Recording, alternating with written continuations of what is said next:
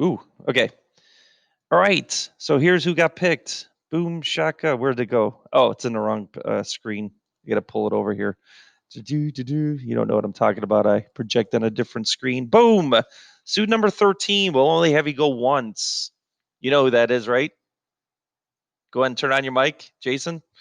We don't know last name, so it's all good. Hey, Jason, looking at that first one, what do we always look for first when we're factoring? It's actually the first thing we should always look to take out. Starts with a G. Do you remember, Jason? You got it. What is it? And then do what the book does. I'll cover this real quick. I was nice about this. This book was real mean. If you have negatives, they would want you to take out a negative as well. But negative what? What's the greatest common factor here? Just X. And then what's left over when you take out that X, which is undistribution?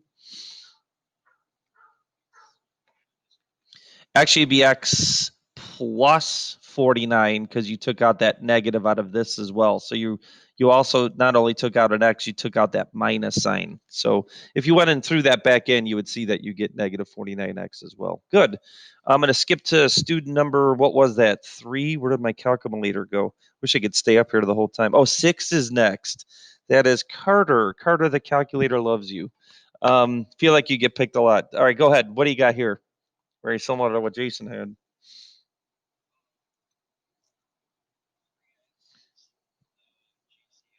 Got it? 3x is the GCF. I'll repeat what the student's saying. And then what do you got left over when you yank that out? And then I'm going to make a point of these last two when we're going to do what we're doing today, which is actually solving quadratics, but then also looking at that intercept form again that we had in chapter 3 or topic 3. These are the ones that are the most often missed, factoring these. How do I factor this and that? And people forget about the GCF. You always look for a GCF first, then continue and see if there's some sort of convoluted factoring we got to do. Now I know who's next is probably sweating this one out, or they are a very good factor. Student number 3, we got a tough one right off the bat. So I think it's Alexandria, right? Yes. Do you know? Do you have the answer? I think you're a good factor. Okay, what do you got?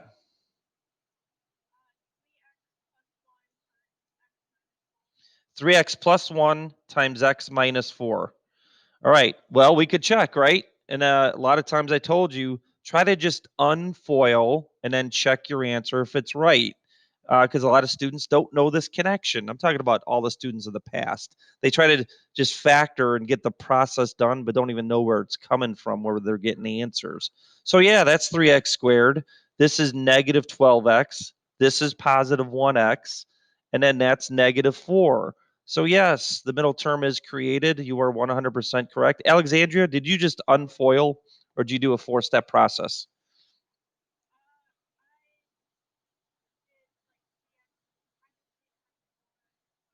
You did do the 4-step. Yeah, there we go. Good. I'm going to go ahead and reference that real quick. And it probably didn't still take you too long. Um, but this is what Alexandria did, right? Alexandria, I don't want to speak for you here. Okay, and then you found out what multiplies to negative 12 and adds to negative 11. What did you find those two numbers to be?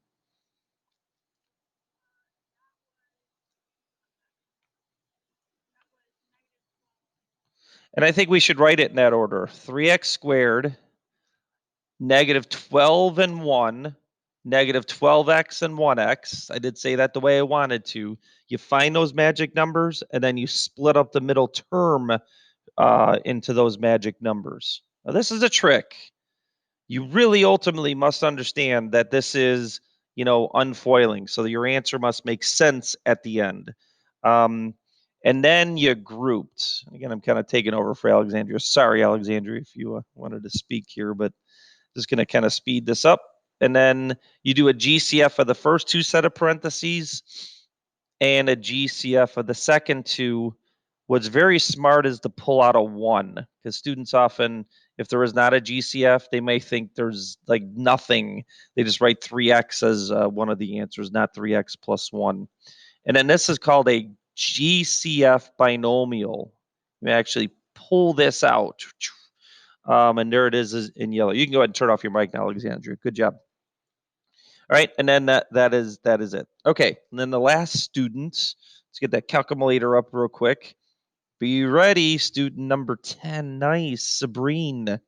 I know a shocker. Everyone else had a little time to think about it. But what do you take out first always, Sabrine? And what is it in this one? And this is another thing students often forget and cause themselves problems. 2, good. And then we deal with what's left over. Did you do this one all the way through, Sabrine? Okay, then this one, did you do 4 steps like Alexandria did? Okay, go ahead and tell me what your next step is. Like, what did you have? All right, the 4x squared.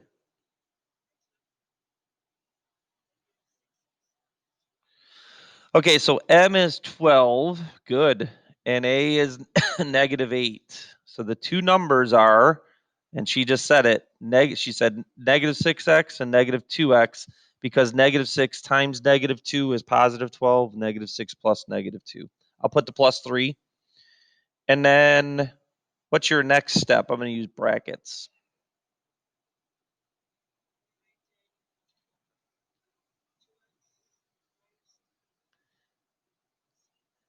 Okay.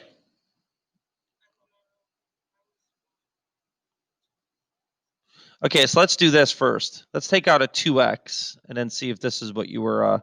So in this first two, we take out a 2x, and then that's where I heard that 2x minus 3. And then what should I take out in the second one, Sabrine? Then I'll leave you alone. So that -1. So I think that might have been what you said. I just wanted to clarify or make sure I was hearing it correctly. And then I should probably use brackets when you have parentheses. Final answer. Maybe I'll pull that 2x minus 3 out in front first. And then 2x minus 1 is what's left over. Raise your hand. Does anyone just do it in one step? Did anyone take this and just unfoil it by thinking? Just raise your hand. I'm the only one that sees you. Wow. Okay, a couple. I thought there'd be more. Really hope at some point we do aspire to try to think, all right, what's the combination that works and not have to do the 3-step method? But that's fine. You know what? I'm going to be honest. This is going to be the hardest part of the notes today. You're going to have to factor, but then you're just going to have to take it one step further. It's really not a bad day. Okay. Feel free to write what you want. We're going to go ahead and hit into the notes here. And this one, you don't have to. I just really love this picture. This actually is what we aspire to do. We aspire to look out what's going on in the world. Yes, you can, Jacob.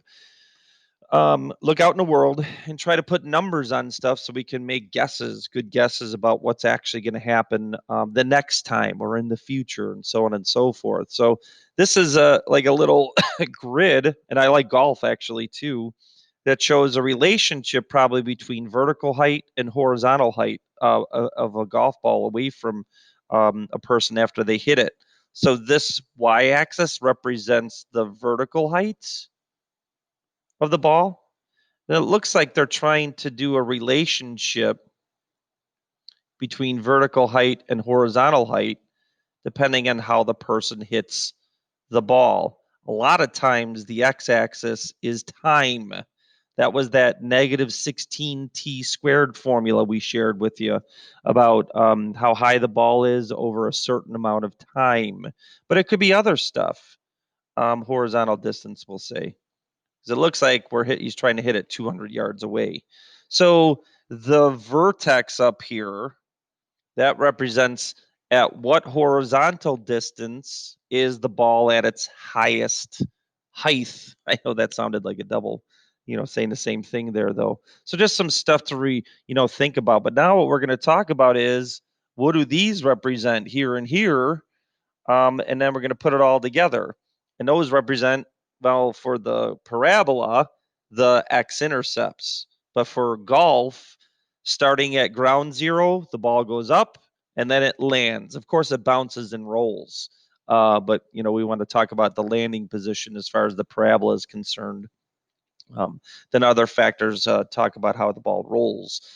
So that's kind of like an interesting scenario I just wanted to kind of cover with you. You don't have to write all the words, but what we're going to do is talk about something that you already know.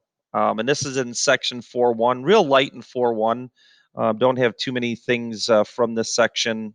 Not that you have a book, but just some ideas that are built up, and then we really go into 4.2, which is the factoring parts. Okay, so why are the x-intercepts of the graph of a quadratic function important to the solution of a related equation? So notice the difference between these two things as you're writing this down.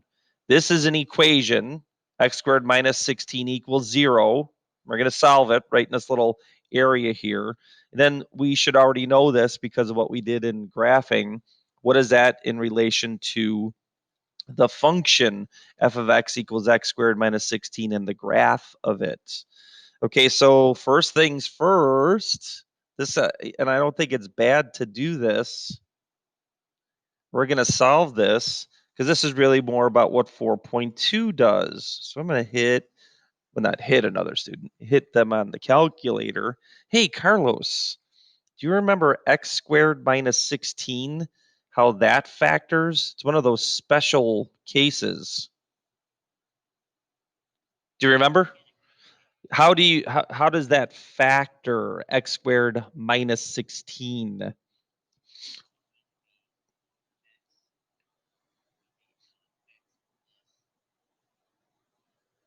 Awesome. Awesome. You remembered a difference of two squares. So in section 4.1, not that we have homework out of the book today, we did a worksheet. Section 1.4 doesn't really talk about factoring yet, but they do talk about the solutions. So it's kind of weird. It's little, that's why we kind of smushed 4.1 and 4.2 together today, because we really want to talk about this factoring and equating it to finding the solutions of this equation. And then this is going to be brought up formally today, but I'm going to bring it up ahead of time now. We use what's called, I lost my pen for some reason, the zero product property. And again, we'll have it formally written today. I had to kind of bring it up in our graphing scenario because that was the only way we could graph using intercept form. So how does this relate to the function here? Well, really what you did up there, Carlos and everyone else, is you plugged in 0 for y and you solved for x by factoring. I know I'm rewriting what I have up there, but I want you to understand that. These are called the zeros up here. So what are the zeros? You can say 4 and negative 4. But now for the graph, these are the x-intercepts. Why?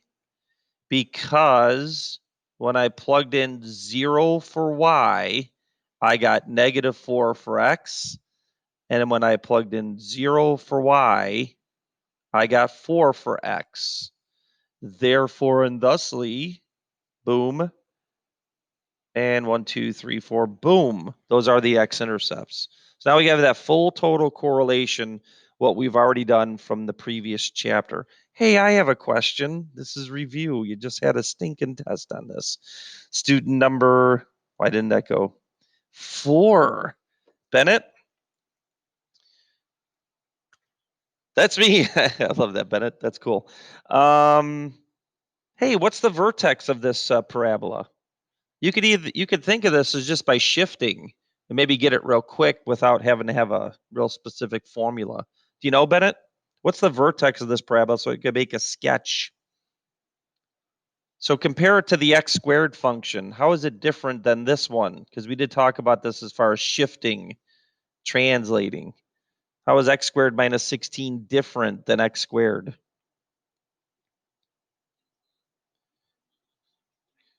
Oh, negative 16 zeros to the left. Do you think the vertex is way over here? Good. And I want you, think about that as you maybe many students make that kind of mistake here. You know what I'm going to do too? I'm going to go by fours, management decision. 4 and negative 4. Kind of tough to do on the coordinate plane I selected here. Definitely a distortion of the parabola. If we really went negative 16, it'd be way down here, so it makes it look wider, but we have to play with that often here. I just wanted you to hammer down the point that is the relationship. Zeros turn into x-intercepts of the graph. All right, good, Bennett. The thing that we could have done for the vertex is the old classic negative b over 2a. But b is 0 because there is no x term. So yeah, we got 0 for the x coordinate, and then if you plug it in, you'd get negative 16 for y. So that is the vertex.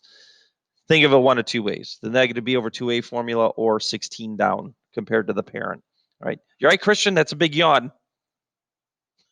Sorry, just wanted to shock him real quick. All right, so you don't have to write that down. We just did that, but I am going to read through it. The graph of a function has two x-intercepts. Of this particular one. Not everyone does. So the equation has two real solutions. We are very shortly going to talk about imaginary solutions. What? Made up? No, there is a different set of realm of numbers that will be coming up pretty shortly. I think we're going to do it Wednesday, actually, start talking about that. So the solutions, or zeros. And then here's another word you want to write for a synonym. Here are synonyms. Let's write them up here. Cinnamon? I'm hungry. Synonyms.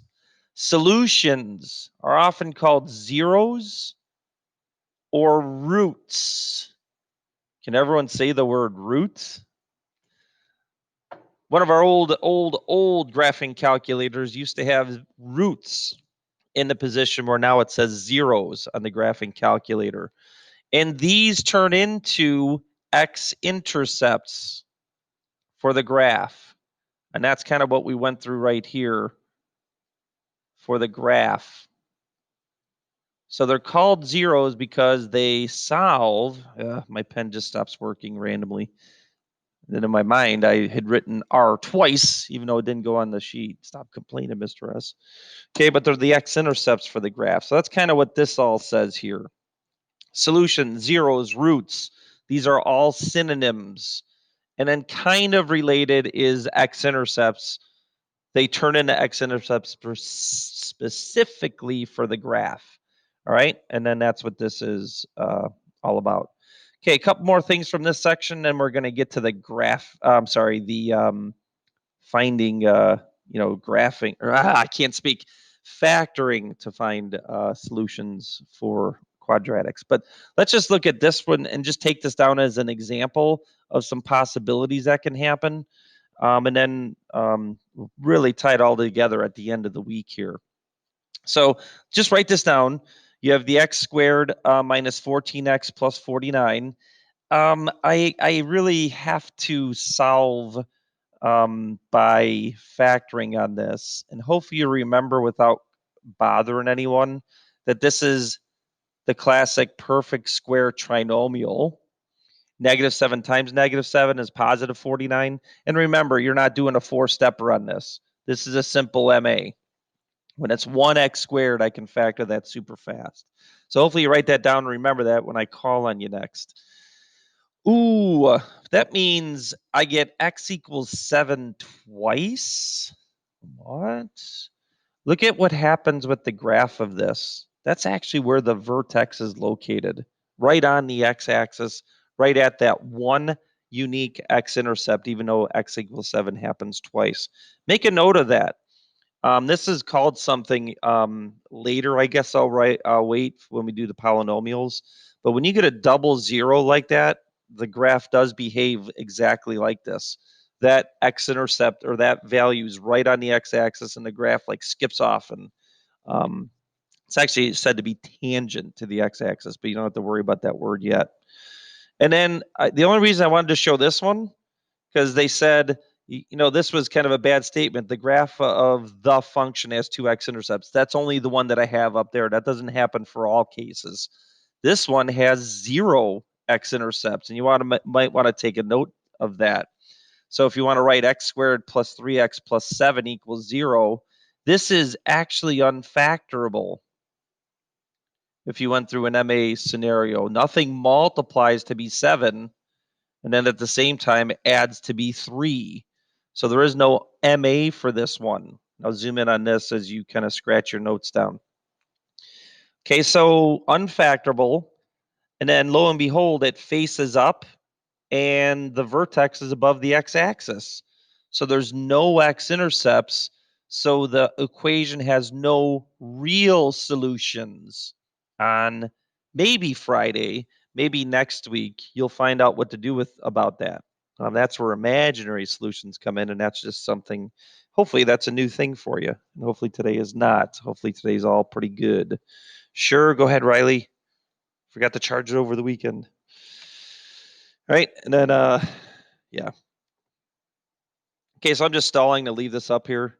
In my video making program, I can't really pause it. I actually can't at all. So just kind of give the students a chance to write this down. So what were the last three things that we did? The first one's what we're going to be doing today in 4.2, factoring to find actual real x-intercepts.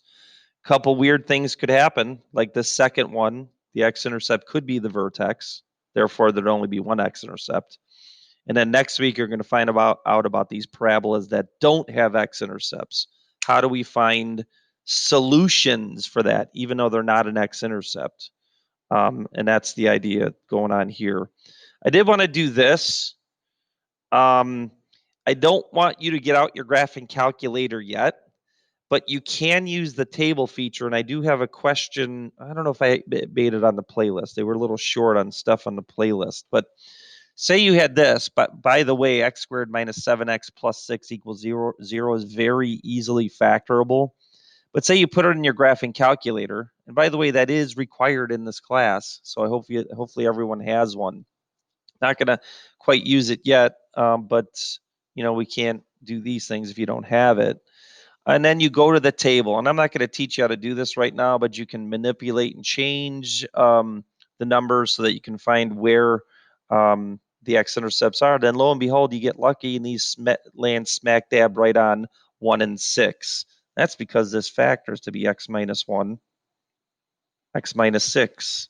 And if I use the zero product property, I get 6 and 1.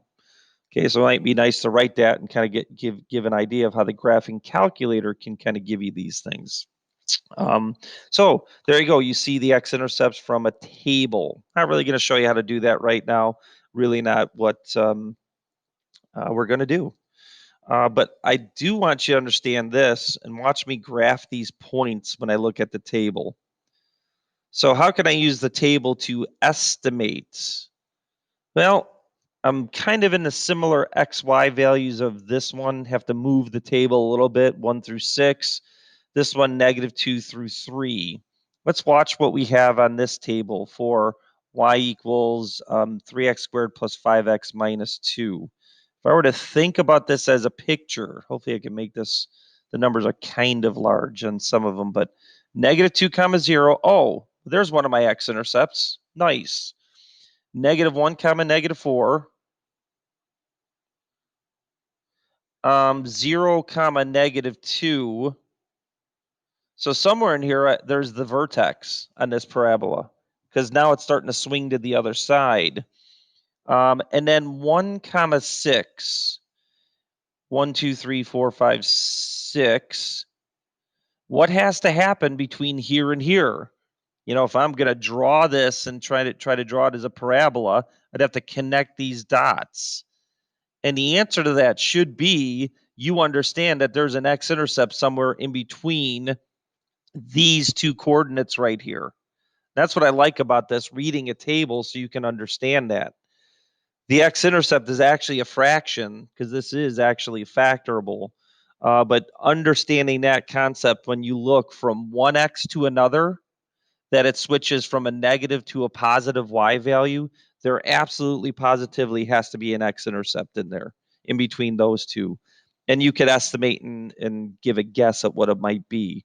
0.5 maybe would be the first thing that a student might say, but it is a little bit different than that. So this is why I like this one, reading a table so you understand that. One of our favorite questions from 4.1.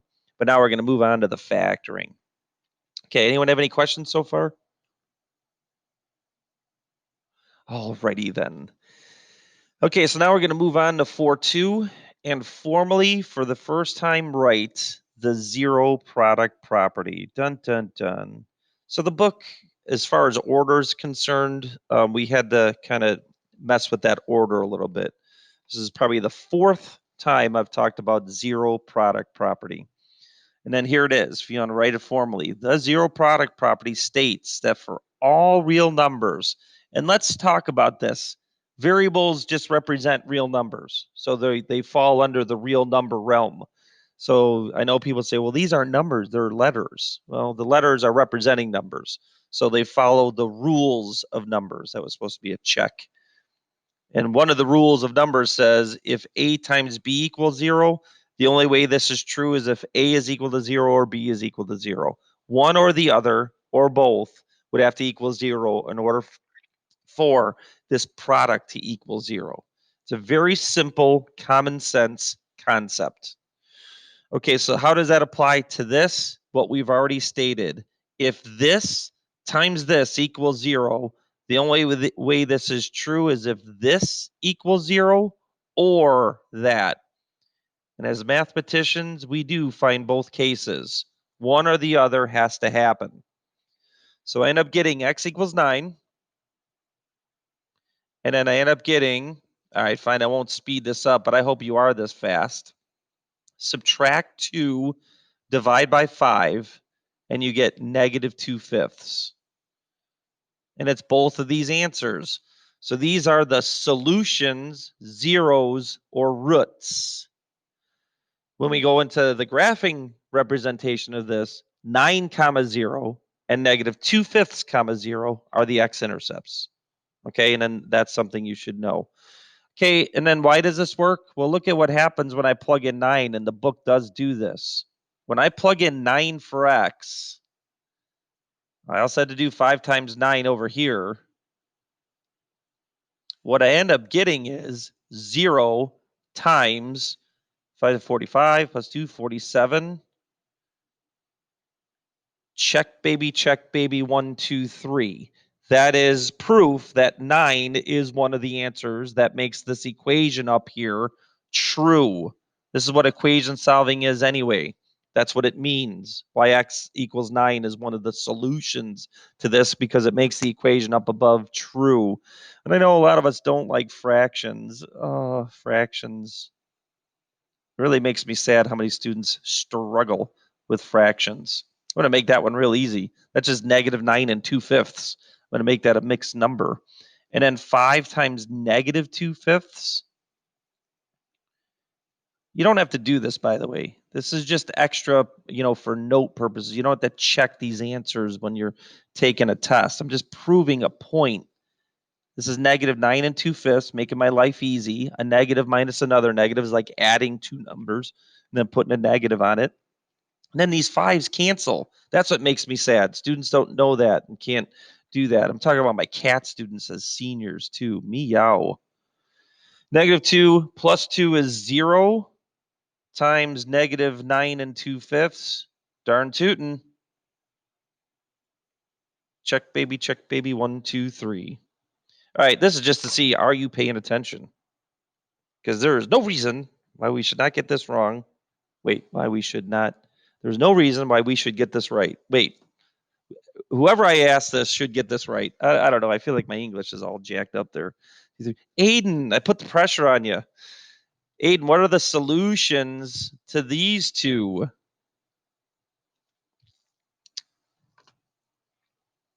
Aiden, are you there?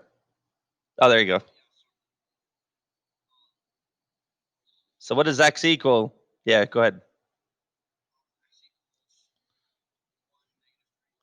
Oh, it's not 1. You lost that 2x. So maybe I'll put this, set them up.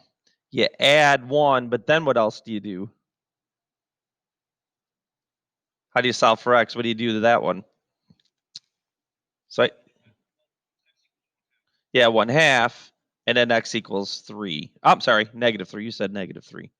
All right. And I think in the playlist, they do ask you to write this like this. X equals 1/2 and also negative 3. You're not writing it as a coordinate. You're saying x equals both of these values. And that would be okay. All right. Let's see if you can do the fraction pretty quick here. Next one. Hey, student number 1, Brianna.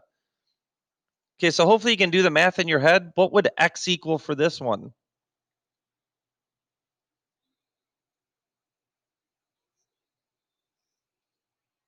Oh, you'd subtract 3 and then divide. Maybe we should go slow. Maybe I'm trying to go too fast for you.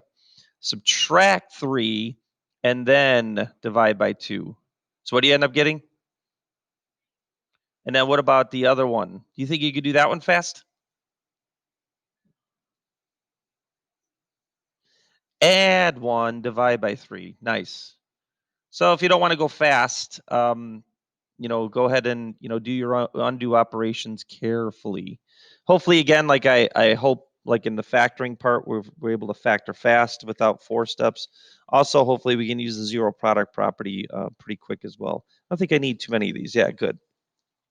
Okay, now we put it all together. This is really it, and we're just going to work on some more factoring here. I'll go ahead and do this one. And if you notice, like in the next couple here, you have to get this in the proper format in order to factor. See, you can't use the -20 product property. You have to use the 0 product property. So that implies this should equal 0 over here. So I'm going to do my undo operations to get this in the proper format before I can solve this. And I should take a second here to let you write down the question. Solve by factoring. Okay, so it just says solve. Doesn't say anything about graphing. If it says something about graphing, we'll solve, get the solutions, then we'll turn them into x-intercepts. So just know the question and know what you're doing. We're really going to factor a lot today. Barely any graphing questions, but just little relationship questions. So again, I'm stalling, give you a chance to write stuff down. We're still doing good on time. A lot of things to really focus on here. But all right, here we go. Hey, put it in the chat. What multiplies to 20 and adds to 9? Who's going to win? This is always so much fun. What multiplies to 20 and adds to 9? Anyone want to chat it up? I mean, put it in or type it in. Who's going to win? Remember that old thing? Yay, Carter, Riley. Nice. I just like seeing that. It makes me happy that I see some people focusing and ready to type those in. Okay, but that means that's the factorization of this. What are the zeros? Put that in the chat. What makes the equation equal to 0? Not 5 and 4. When you do the zero product property, it's, come on, chat it up, chat it up. Who's in the chat? Anybody? So x plus 5 equals 0, x plus 4 equals 0. You solve each one. What does x equal? They're not doing it now. Boo. Maybe they're writing it. That's true. -5 and x equals -4. Those are the zeros. That is the solutions or the roots. There's Diego. There's Raymond. Nice, you did get it in there. Okay. All right. Now it's your turn. Meaning I'm gonna go get you. Okay. Just love doing this. Boom. 16. Who's that? Sean. Let's focus on this one, and you don't have to rewrite the directions. We're solving by factoring the rest of the way. Just write the equations down. Okay, Sean, this might be a little bit tougher, but it's 1x squared plus 16x plus 64 equals 0. The factoring that we did back in topic 2 was MA when it was x squared quadratic.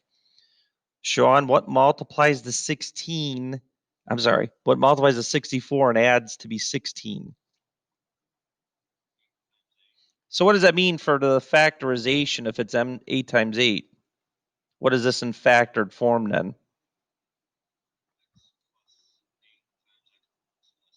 then back in the day, we made that x plus 8 squared, but we're going to leave that alone. What does that mean? X equals twice.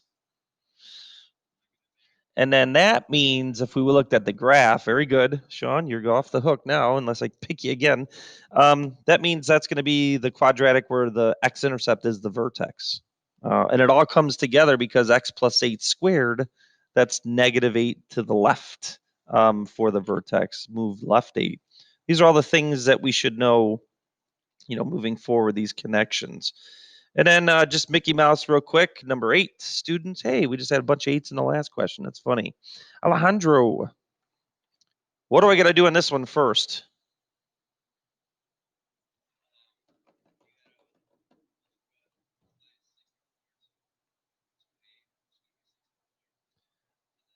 Actually, hold on. This has to be 0 over here. So I need to do something different than what you said there. We got to use the 0 product property. So what are the... Do what to 64? Okay, subtract it. Yeah. Now, don't do anything silly here. This is not an X. Sometimes we get people like going crazy and trying to combine negative 12x and negative 64. No way. It's x squared minus 12x minus 64. Now that equals 0, and now we can MA. Ooh, this is a tougher one. You know what multiplies to be negative 64 and adds to be negative 12? This is a tough one. You probably have to use your calculator on this one. If anyone wants to help him in chat, go ahead. This is like phone a friend. Oh, you guys probably don't know Who Wants to Be a Millionaire. Natalie, nice. Natalie said it's negative 16 and 4.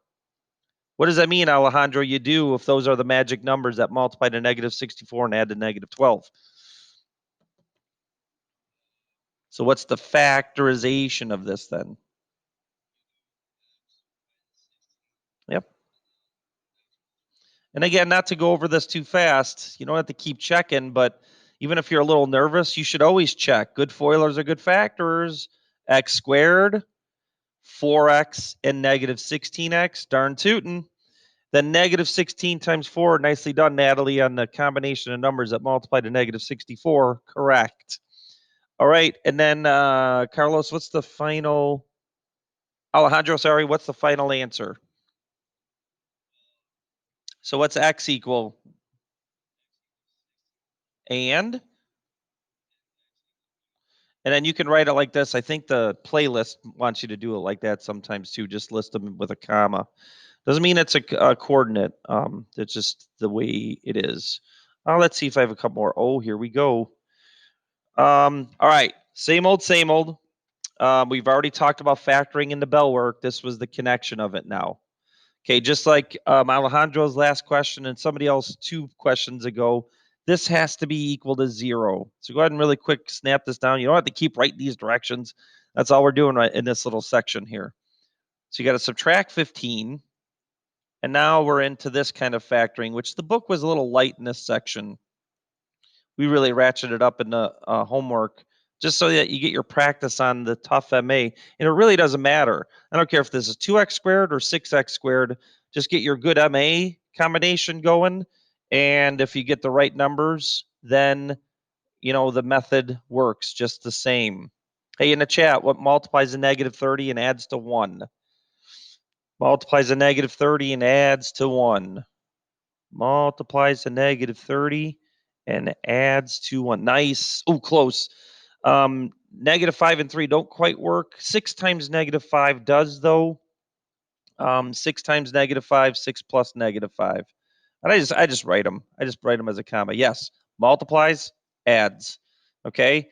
And I'm going to do this way just to make a point that I forgot to make when someone else was doing this factorization. Not that they did it wrong, but if I wrote the negative second, you must make this plus negative here and then group that. And then take out a 2x. So a good little review of factoring, and actually everyone did pretty well that I re-asked that. And then yes, you do want to take out a negative 5 because these must be equal in order to factor this through this method. Pull those out. And then you're left with 2x minus 5. And then, of course, x equals negative 3. I hope you can eventually do this. Add 5, divide by 2, 5 halves. I hope you can be that fast in solving that. All I did was go ahead and set this equal to 0. The other one's pretty easy. Add 5, then divide by 2. I can just do that in my head, because, well, obviously I've been doing math forever though, right? So that's probably the reason. All right, and then I do have one more after this last one. Hey, Brianna, you're student number 1. Don't let anyone tell you any different. All right, what do you do first on this one? Oh, these are, yeah, sorry. Yeah, I blabber too much. I cut her off. And then do understand, like I said before, that's an x squared. This is a constant. None of these come together. So you got to write them as a polynomial in standard form. Hey, what's that huge M number? I'm sure you're going to do MA on this one when the numbers are large. And then what's your A number, just to make sure? Do you have the numbers? A little tougher one. -10 times -9, -10 plus -9. Nice. All right, good. Let's get someone else. You came out, and this is where factoring comes into being numerate, which is a word. Being literate, you can read, well, and deal with English. Being numerate, you can deal with numbers. Layla, what do I do with that? -10 and -19. Hopefully you saw your number come up there. So what do I write next? 5x squared. What do I write next?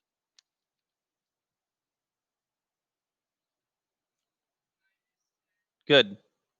X, right? And then what?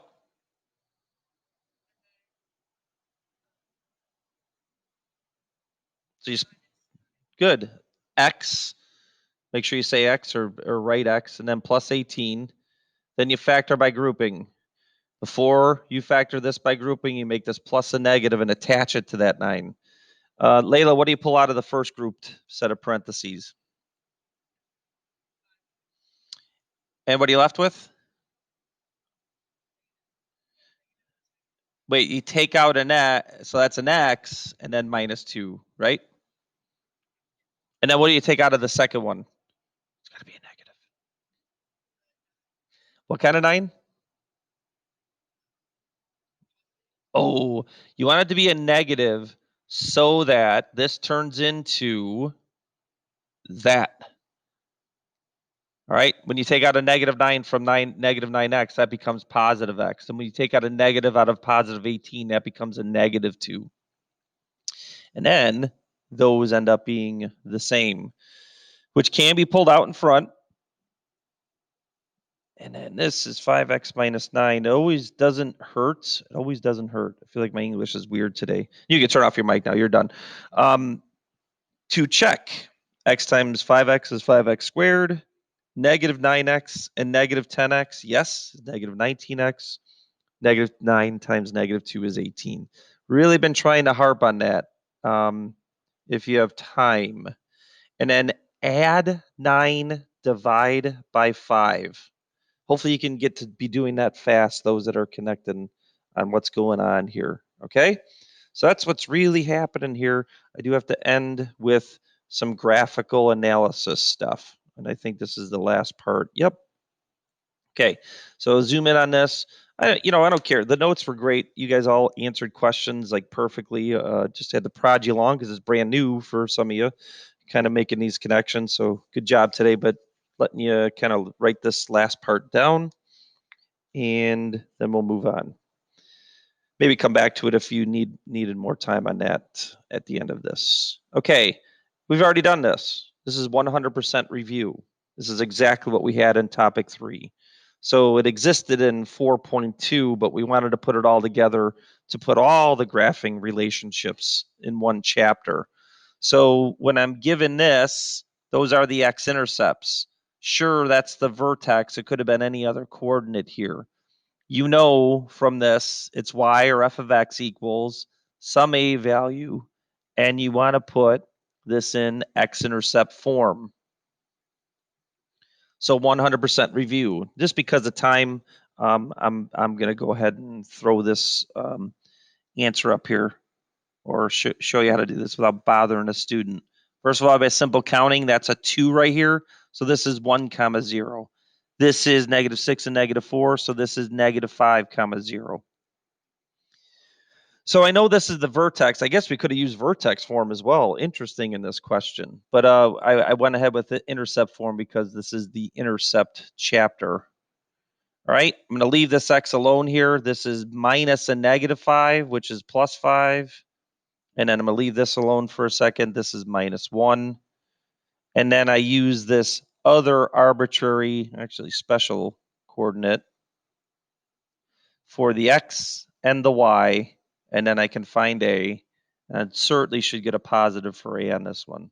So any graphical question, think about those x-intercepts and think about the beginning of the notes, the thing that I did there. About analyzing, do I have two x-intercepts, 1 or 0? Oh, a equals 1, how simple that is. So this quadratic equation is y equals 1, x plus 5, x minus 1. So solidifying the relationship between zeros and x-intercepts, and so on and so forth. Awesome day. Hopefully we didn't get a chance to look at the homework, but remember what is being thrown at you here. Hopefully this goes up here real quick. We do have a worksheet that was from Mr. Stranowski. Remember, I'm here after school, right? 2 to 3. And then definitely here on Tuesday, 2 to 3. Then we'll see you Wednesday with hopefully these 2 things completed. All